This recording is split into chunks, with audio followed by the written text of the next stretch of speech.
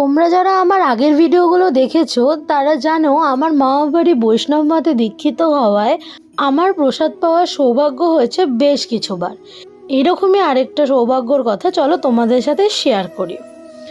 ভাইফোঁটার আগের দিন আমার মামাবাড়িতে অন্নকূট অনুষ্ঠিত হয়, যেখানে আমার মামাবাড়িতে প্রতিষ্ঠিত গিরিধারীকে 56 ভোগ নিবেদন করা হয়। চলো দেখে নিই সেই 56 ভোগে কি কি দেওয়া হয়। প্রথমেই খেতে বসে দিয়ে দিল পাতা, তারপর দিল পাকানি, যার মধ্যে খইমুড়ি, নাড়ু, মালপোয়া এগুলো থাকে। এত কিছু খেতে পারবো না বলে প্রথমেই নিয়ে নিয়েছি একটা মালপোয়া আর খইমুড়ি।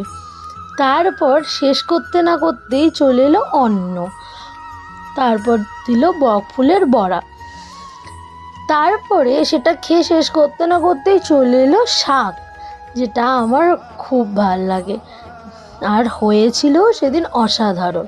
যদিও প্রসাদের ভালো খারাপ বিচার করার আমি কেউ না, তাও যখন শেয়ার করছি তাই বলছি।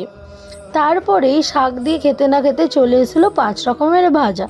যদিও 5 রকমের ভাজা আমি নিইনি, আমি বেগুন ভাজা, আলু ভাজা আর একটা কাঁকরোল ভাজা নিয়েছিলাম, কারণ এখনও অনেক কিছু খেতে হবে। তারপরেই চলে এসেছিলো লাউ শুক্তো, যেটাও খেতে অসাধারণ ছিল। তারপর এগুলো খাওয়া শেষ করতে না করতেই চলে এসেছিলো টক ডাল, সাথে পাঁচ তরকারি আর মোচার ঘন্ট। এর কম্বিনেশনের স্বাদ আমি তোমাদের কী বা বলি, তোমরা সবাই জানো। তারপর এগুলো দিয়ে খেয়ে শেষ করতে না করতে চলে এসেছিলো পোলাও, আর সাথে ছিল আলু ফুলকপির রসা, ওটাও জাস্ট অমৃত লাগছিল খেতে। তারপর পোলাও শেষ করতে করতে চলে এসেছিলো খিচুড়ি। টু বি অনেস্ট, যদি আমাকে ভিডিওটা না করতে হতো আমি হয়তো পুরোটাই খিচুড়িই খেতাম, আমার ভোগের খিচুড়ি এতটাই ভাল লাগে। তারপর আমি নিয়ে নিয়েছিলাম আর একটু পাঁচ তরকারি। তোমরা কেউ কোনোদিনও খিচুড়ির সাথে লেবু মেখে খেয়ে দেখেছো? খেয়ে দেখো, জাস্ট অসাধারণ লাগে। তারপর খিচুড়ি খেয়ে তো আমি পুরো ফুল, তাও পরের মেনু 2-1টা চলো তোমাদের সাথে শেয়ার করি। তারপর খিচুড়ির পর এলো জলপাইয়ের চাটনি, যেটা খেতে অসাধারণ ছিল।